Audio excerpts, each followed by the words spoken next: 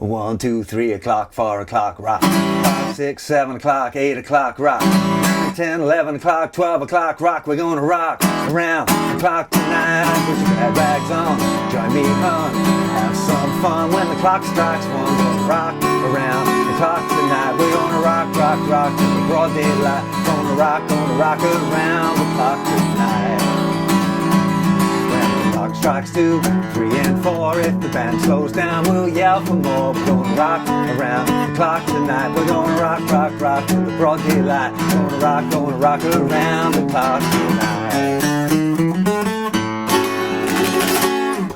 Hey, how you doing? Justin here. Today we are checking out Rock Around the Clock by Bill Haley and the Comets, an old-time rock and roll classic, and it's got a few real kind of rock and roll moves in it that are good fun to learn about, the little stops and the walk-ups and different approaches to playing the song. So first thing, the most simple version we're going to be using is an A7, D7 and an E7 chords, which are the most kind of basic dominant 7th chords that you've got. So let's look at a kind of a simple version of that first, and we'll come back and look at the intro after that. So the first chord is the standard kind of a 12-bar blues really. So starting off with an A7, put your A7 on, an A7 me hum. We'll A7 some fun when the A7 strikes 1. We're gonna D7 for 2 bars the clock tonight. We're gonna A7 rock till the A7 light. We're gonna E7 rock, E7 for a 2nd bar to A7 for 2 bars. Okay, again, that's A7, 2, 3, 4 and a 2nd bar, and a 3rd bar, and a 4th bar, and then we're going to D7 for 2 bars, there's a 2nd bar, and then back to A7 for 2 bars, and then we go to E7 for 2 bars, and then back to A7 for 2 bars. Okay, now most of you might know, if you've looked at blues before, that the last 4 bars often goes like E7, D7, A7, E7. That would be the kind of the standard 12-bar blues pattern. But often in this early rock and roll, they simplified it to just 2 bars of E7 and 2 bars of A7, and that totally works. So that will get you through the whole song if you got that down. 4 bars of A7, 2 bars of D7, back to 2 bars of A7, 2 bars of E7, back to 2 bars of A7, job done. Now, the first thing that you want to explore once you've got the chords and the really basic strumming down is some sort of rhythm. A big thing with rock and roll is putting an accent on beat 2 and 4. It's called the backbeat. It's one of the things that really makes rock and roll work. So a really nice pattern, if you're going to do some strumming, is to just do even 8th notes, 1 and 2, 3 and 4, and 1 and 2 and 3 and 4, and okay, it's got a bit of a shuffle on. Okay, so it's not even, would be this. 1 and 2 and 3 and 4, and that is very mechanical like that, but we want, you can hear it kind of skip along again, mechanical. 1 and 2 and 3 and 4. It's like we're moving the and slightly later. So instead of 1 and 2 and, it's going 1 and 2 and 3 and 4 and it's kind of exaggerating it a little bit. We talk about the shuffle as part of my beginner's course there. So you might want to check out those lessons on the shuffle strumming. But in this case, because it's quite up tempo, it's not straight still, but it's not like 1 and 2 and 3 and 4 like you might have in a slow blues. Now here again, I'm muting all of the chords here. It's a good way to learn to get this kind of rhythm. And you're going 1 and 2 and 3 and 4 and 1 and 2 and 3 and 4. And you really want 2 and 4 to have a bit of a kick, you know, a bit of an accent. 1 and 2, 3, 4, 1, 2, 3. The clock strikes 1, 3 and 4. You're gonna band calm down, gonna shout for more. You're gonna rock around the clock tonight. If you're really trying to work on that, you know, just keeping it muted, it'll really give you a good chance to kind of get that rhythm kind of grooving and feeling nice, okay? Once you got that, then pop it on the chords.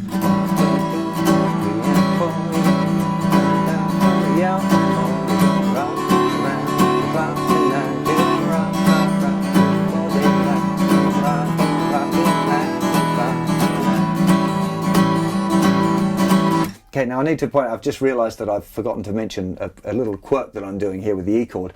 So, E chord, often when I'm teaching E7, I start with a regular E chord and you lift off finger 3, okay? And that's one way of playing an E7 chord.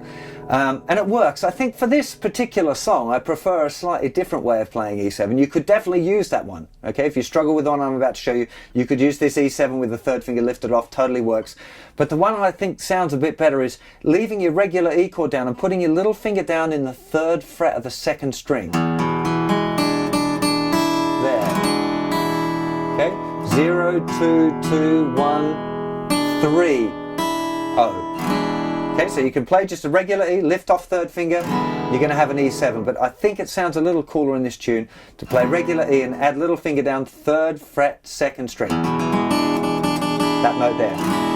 Okay, I just noticed I was doing it there. So you can, if you struggle with getting that little finger down straight away, which is the most common problem for me as well, is just jump to the E chord and then pop little finger down, you know, after you've got through the main E change. So I'm changing to the E, then put little finger down. Okay, it's a little pro sneaky trick if you haven't got the E chord down right away. So the next thing to have a look at, I think, is the stops for the intro, because it's a real classic blues move having these kind of stops in tunes, and it's not particularly difficult. It's just really important that you get the count right. Okay, so the very first part of it, it's starting without a chord. Okay, but it's not uncommon to put a chord there at the beginning, just so you know where you are pitching wise. Okay, you definitely want to play it and go 1, 2, 1, 2, 3 o'clock. Make sure you get your note right. Okay, otherwise it could all go really horribly wrong if you start in one key and the band comes in a different key. So quite often, actually, I just play it on beat 1. When he says 1, 2, 3, that is beat 1. So 1, 2, 3 o'clock, 4 o'clock. It's always 1, 2, 3, 4, 1, 2, 3. You could use that as kind of your count at the beginning there, which is probably not a bad idea. So the accents are coming on the and after 3, beat 4 and beat 1, and you're going to use up, down, down for that strumming. So it'll be here 1, 2, 3, 4, 1, 2, 3 and 4, 1. Okay, up, down, down on the and after 3, 1, 2, 3 and 4, and beat 1 and then mute. You're going to use the outside of your hand there to mute the strings, and you're going to lift the chord up and mute the strings here. So you've got a double whammy there, proper muting, because what you don't want is some strings kind of half ringing out when you do a stop. It always sounds a little bit lame, that. So again, 1, 2, 3, 4, 1, 2, 3 and 4, 1, 2, 3, 4, 1, 2, 3 and 4, 1, 2, 3, 4, 1, 2, 3, 4. Now we're E, 2, 3, 4, 1, 2, 3 and 4 and. Okay, let's talk about that E chord.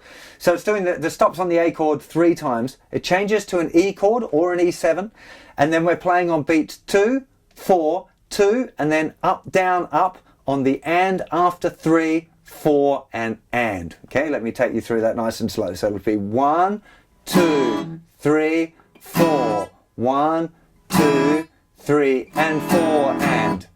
1, down, 3, down, 1, down, 3, up, down, then you're into the song. Okay, remember that last and after 4 might well be open strings while you're changing to your A chord as well, especially if the tempo is fast. That last one is definitely going to be 1, 2, 3, 4, 1, 2, 3.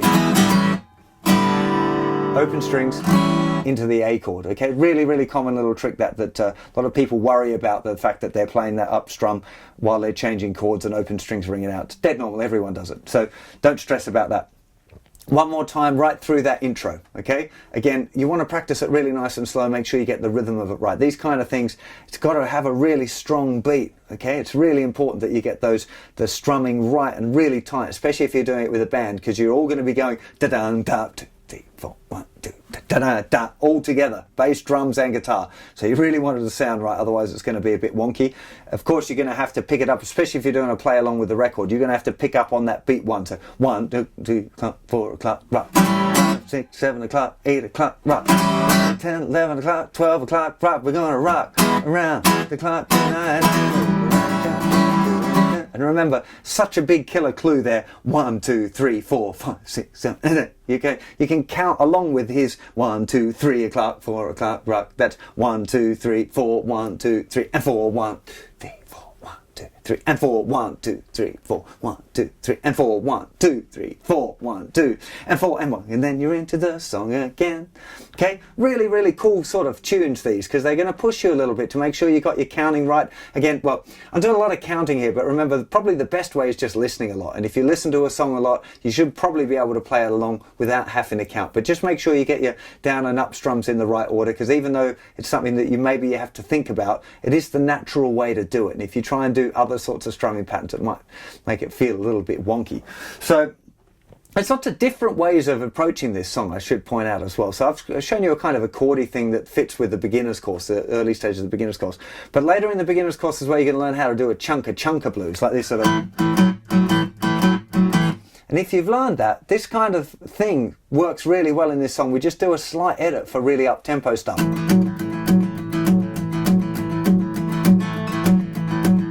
And what we're doing is we're doing down and up, but just on 2 strings. Okay, so I'm just picking the 5th string and the 4th string, down, up.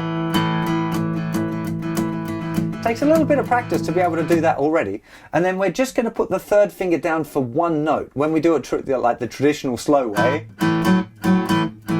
we've got our 1st finger down for 2 notes and the 3rd finger down for 2 notes. Now, I should just pause to explain, this is all covered in a lot of depth on the beginner's course as you're working your way through. If you're not ready for it, don't jump into it now. Stay with the chords, stay happy with that, and leave this part till you get to it and come and revisit this song. All of the songs I'm trying to give you these beginner stages, they've got something to develop too. Okay, so you can start kind of simple and let them grow with you as you learn. So that's kind of why I'm explaining this now. If you're a real beginner and you've just learned A7, don't start trying to jump onto this thing, because it might just send you down a rabbit hole of misery of feeling like you're not very good at guitar when you're doing fine actually.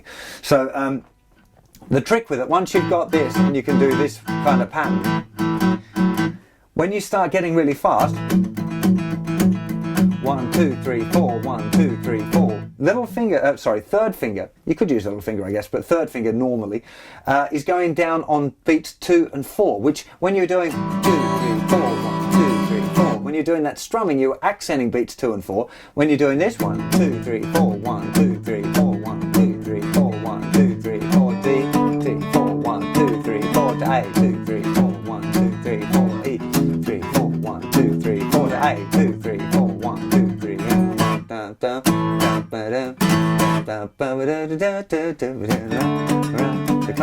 Now, we've already talked a little bit about doing these stops, okay? There are other stops in this tune and in other songs. Really, really good thing to do. You know the trick now. You know this little count along and then figure out where those stops are. And I've given you a really obvious one, but it'd be a really good idea for you every time you hear a song with stops in it to figure out where those stops go and learn to play along exactly with it. So you're with the band, so you're really tight.